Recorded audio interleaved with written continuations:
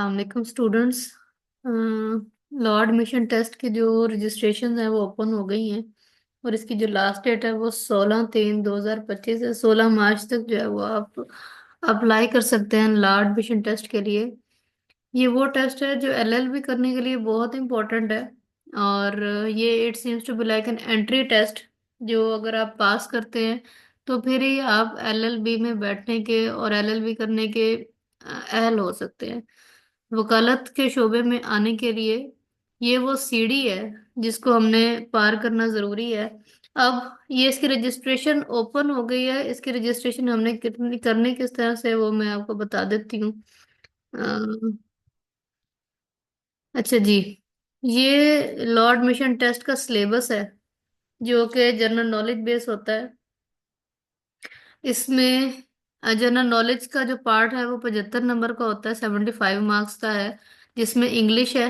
उसके 20 एमसीक्यूज आते हैं जिसमें एंटोन सिनोनिम्स एंटोनिम्स और आपकी जो प्रोपोजिशन है वो आती है एमसीक्यूज में। और जनरल नॉलेज है, जनरल नॉलेज जो भी आपने आज तक सेकंड ईयर तक पढ़ा है जनरल नॉलेज में वो सारा इस जनरल नॉलेज का पार्ट होता है। ठीक है, जनरल नॉलेज की जो टर्म है वो बहुत वास्ट है। लेकिन आपके लिए थोड़ी सी लिमिटेड है कि 8th क्लास से लेके ऑनवर्ड सेकंड ईयर तक जो भी आपने जीके आज तक कवर किया उसी में से ही आपको जनरल नॉलेज आता है। On the other hand Pakistan studies है। पाकिस्तान स्टडीज 10 नंबर का एमसीक्यूज आते हैं इसमें। इसमें आपका प्री इंडिपेंडेंस पोस्ट इंडिपेंडेंस दोनों मैटर्स को देखा जाता है।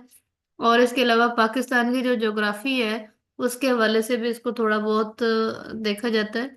और उसके बाद इस्लामियात है।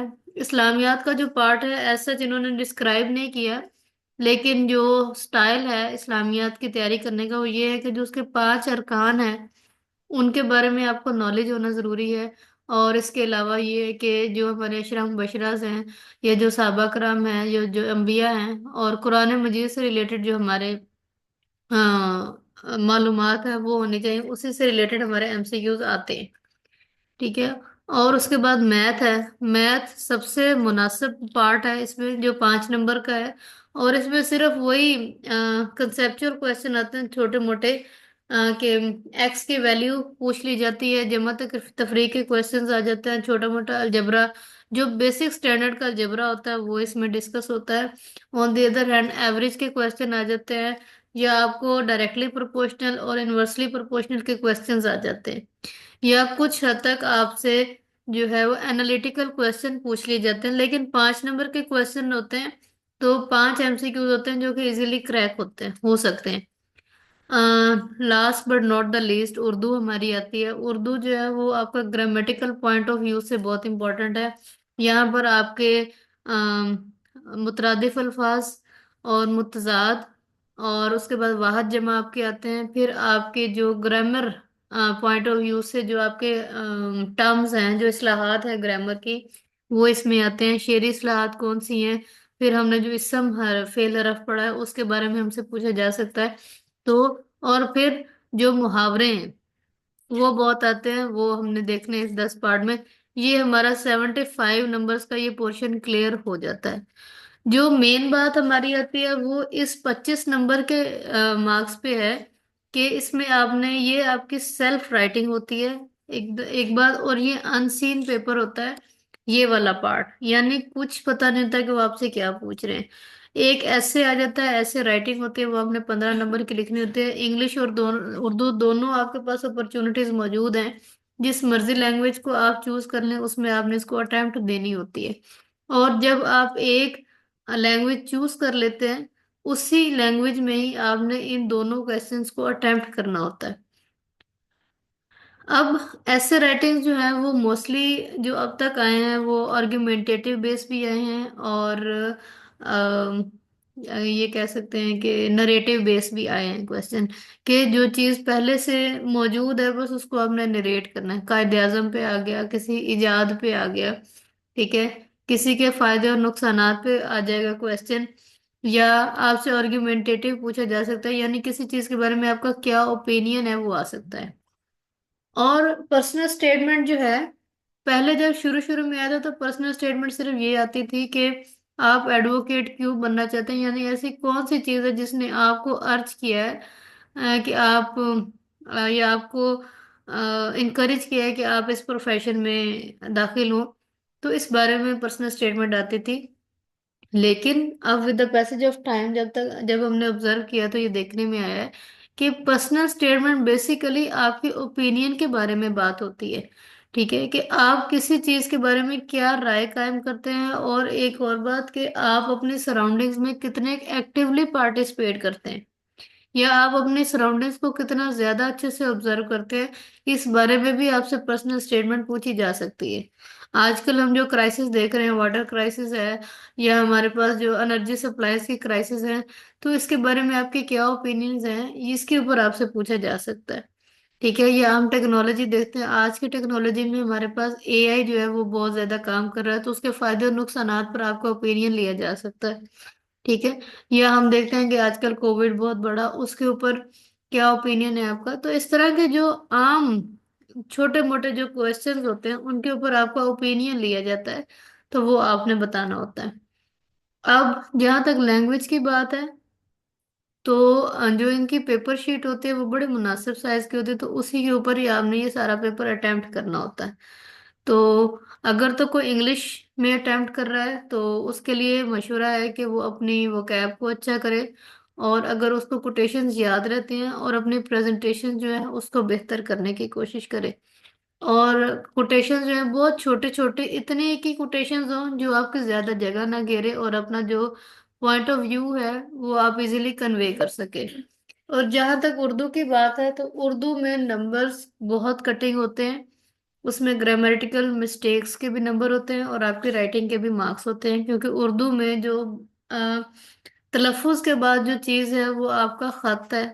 तो अगर आपका खत या आपकी जो राइटिंग है वो अच्छी नहीं है, तो उर्दू में बहुत नेगेटिव मार्किंग होती है इस चीज़ की।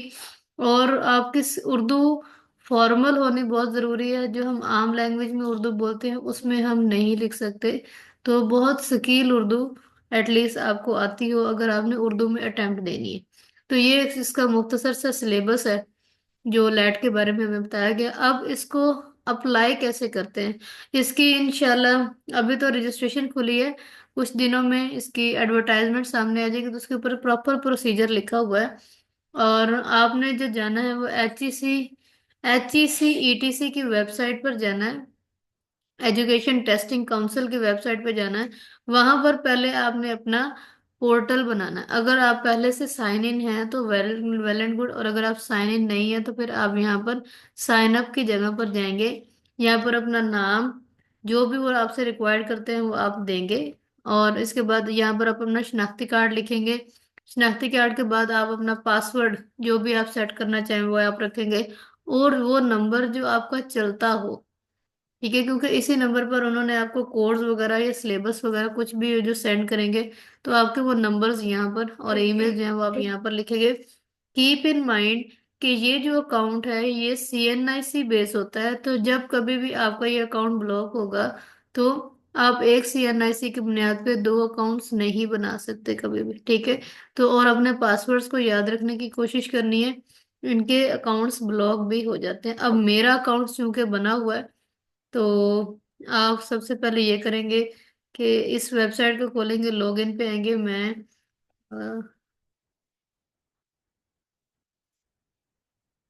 यहाँ पर जो है मेरा पासवर्ड आ जाएगा, 1 मिनट की।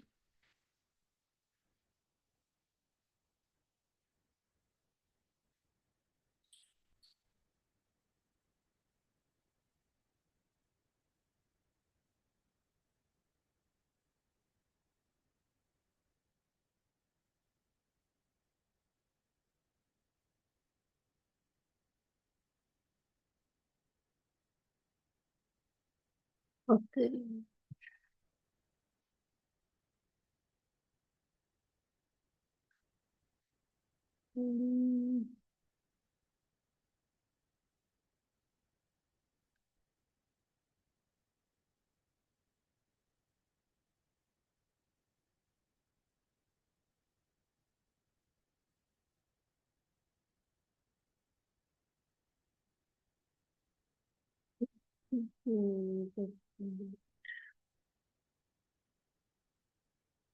फिर यहाँ पर मेरा पासवर्ड आ जाएगा और CNIC नंबर आ जाएगा। मैं आपको थोड़ी एक मिनट बताती हूँ।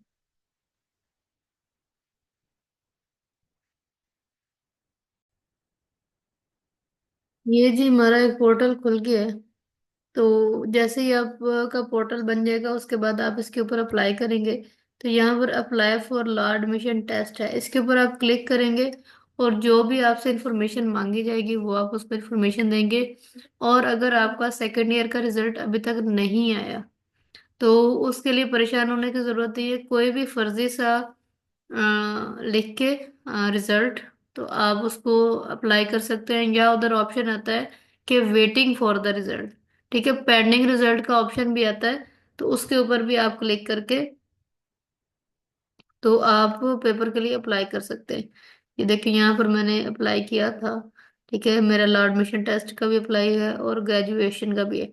जब आप अप्लाई कर लेंगे तो यहाँ पर ऑनलाइन पेमेंट जो है वो जनरेट हो जाएगी, उसका जो है चालान वो जनरेट हो जाएगा, जिसको आप यहाँ से डाउनलोड करेंगे। और जब तक आप वो फीस सबमिट नहीं करवाएंगे यहाँ पर स्टेटस जो है वो पेमेंट पेंडिंग का ही आता रहेगा। और जैसे ही आप अपने ये सबमिट करवाएंगे फीस, यहाँ पर सबमिटेड का आ जाएगा। और फिर आपने इसके साथ अटैच रहना है कि पेपर से कुछ दिनों पहले, एक वीक पहले आपकी जो रोल नंबर स्लिप है वो भी इसी पेज के ऊपर आएगी, जो कि यहाँ पर आपको जनरेट होती नजर आएगी रोल नंबर स्लिप। ठीक है। और रोल नंबर स्लिप के बाद जब आपका पेपर हो जाएगा तो जो रिजल्ट होगा वो भी इसी पोर्टल के ऊपर आपको शो होगा, जो कि यहाँ पर आपको वाजिया नजर आएगा। तो ये तरीकेकार है मुख्तसर सा, जिसके जरिए से आप इसको अप्लाई कर सकते हैं। तो आप जो है एकेडमी के एडमिनिस्ट्रेशन से बात करें। अगर आप अप्लाई करना चाहते हैं तो आप हमें अप्रोच करें। तो इंशाल्लाह हम आपको बहुत फ्रेंडली माहौल में इसकी बड़ी मिनिमल फीस में आपको जो है ना वो तैयारी करवाएंगे। Thank you. Allah Hafiz.